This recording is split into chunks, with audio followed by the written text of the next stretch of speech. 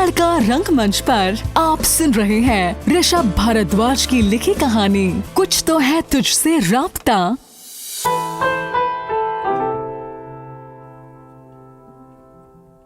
ख्यालों के हवालों से एक दास्तां सुनोगे तुम भी क्या। मुफलिस हर जज्बातों में किस रूह को छुआ है तुमने क्या। लाखों अरमान लेकर मुस्कान लेकर सीने में तूफान लेकर बढ़ता ही चला। कुछ तो है तुझसे राब्ता, कुछ तो है तुझसे राब्ता, कुछ तो है तुझसे राब्ता, कुछ तो है तुझसे राब्ता।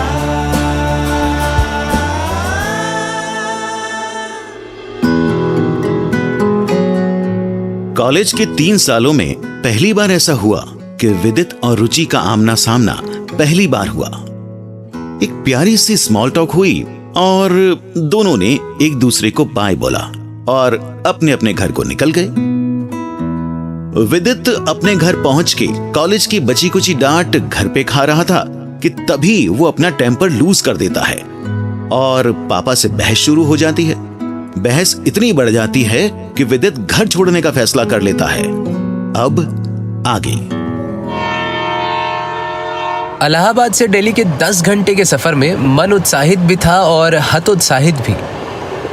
पहली बार किसी अनजान शहर में जा रहा था, वो भी बाप से लड़के।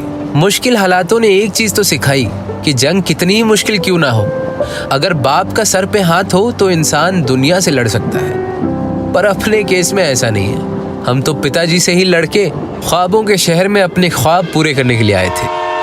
पहली बार नई दिल्ली रेलवे स्टेशन के बाहर कदम रखा तो आंखें चौंधिया गई। एक के ऊपर एक चढ़े हुए लोग सब दौड़ रहे हैं। कहाँ, कौन जाने, क्यों, no idea boss. Small town में 20 की स्पीड में चलने वाली जिंदगी यहाँ 60 पे दौड़ रही थी। नशा तो था इस दौड़ में।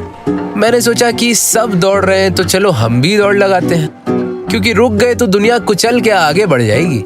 मैं छगन अंकल के बताए पते पर पहुंचा और 1800 रुपए महीने पर मुझे एक घर मिल गया। घर, सॉरी उसको कमरा कहते हैं, जिसकी दीवार झड़ चुकी थी और छत टपकती थी। सीमेंटेड फर्श में क्रैक्स आ रखे थे और पेंट बाबा आदम के जमाने में भी सिर्फ एक बार ही हुआ होगा। मन मजबूत था तो घबराया नहीं। अब लाइफ की फर्स्ट प्रायोरिटी थी नौकरी ढूंढना। तभी लाइफ में पहली बार पता चला कि 2 रुपए के अखबार में पूरे देश का लेखा जोखा होता है।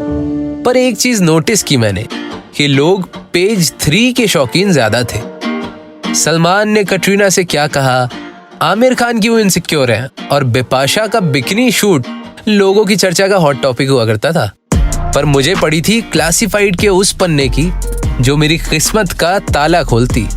अखबार के इश्तेहार में नौकरी का पता चल गया और 5500 रुपए महीने पर मुझे कॉल सेंटर में नौकरी भी मिल गई। कॉलेज से निकल के पहली बार कोई जॉब करने का एक्सपीरियंस पहले प्यार की तरह होता है। आप उसमें डूब जाना चाहते हो, अपना 200% लगाने का दम रखते हो। खुद का पर्सनल डेस्क मिलना बहुत ज्यादा कूल लगता है। कई सारे नोट्स, LCD स्क्रीन वाला कंप्यूटर, खुद की पर्सनल ड्रॉअर और सबसे कूल होती है टेलॉस मशीन, जिस पर एक टाइम में 10 लोगों को कॉल कर सकते हैं। कॉल सेंटर की नौकरी से ज्यादा एक्साइटिंग तो कुछ हो ही नहीं सकता, क्योंकि हर रोज सैकड़ों लोगों से बात करने का मौका किसे मिलता है। पर यह बात किसी भयानक से रेगिस्तान में चिलचिलाती गर्मी के दौरान दिख रहे मिराज की जैसी थी, जो होती तो रेत है पर दिखता पानी है। ऐसा इसलिए क्योंकि कॉल सेंटर में अब गालियों का दौर शुरू हो चुका था। टारगेट पूरा ना करो, बॉस गाली बकता है और फोन पर नमस्कार, मैं विदित बात कर रहा हूँ फलाना ढिमकाना कंपनी से, सुनते ही दुनिया गाली बकती है। जब पहली बार किसी ने गाली दी थी तब मन अंदर से भर गया था। मतलब कोई गले लगाता और मैं रो पड़ता, पर क्योंकि कोई गले लगाने वाला था नहीं तो रोने का कोई ऑप्शन नहीं था।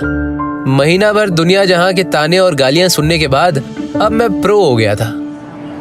एक दिन ऑफिस के खाली टाइम में पता नहीं क्यों बट मुझे रुचि की याद आई, बट अनफॉर्चुनेटली कॉलेज में उसका नंबर नहीं लिया था। फिर मुझे उसका फेसबुक पर होना याद आया। 23 मार्च 2009 जब पहली बार मैंने फेसबुक पर अपना अकाउंट बनाया और पहली फ्रेंड रिक्वेस्ट भेजी मैंने रुचि वर्मा को। हार्डली 10 मिनट हुए होंगे कि तभी मेरे फेसबुक पर नोटिफिकेशन आया कि Ruchi Verma has accepted your friend request. और ये देखने के बाद मैं चिल्ला उठा, यस! आसपास के लोगों की नजर मुझ पर ना चाहते हुए पड़ ही गई। मैंने अपने इमोशंस को कंट्रोल किया और रुचि को पहला मैसेज भेजा, हाय। रुचि शायद मेरे मैसेज का ही वेट कर रही थी कि तुरंत रिप्लाई आता है, हे विदित। और फिर बस दिन रात चैट्स का सिलसिला शुरू हो गया। कहानी जारी रहेगी। आप सुन रहे थे तड़का रंगमंच पर ऋषभ भारद्वाज की लिखी कहानी कुछ तो है तुझसे राब्ता।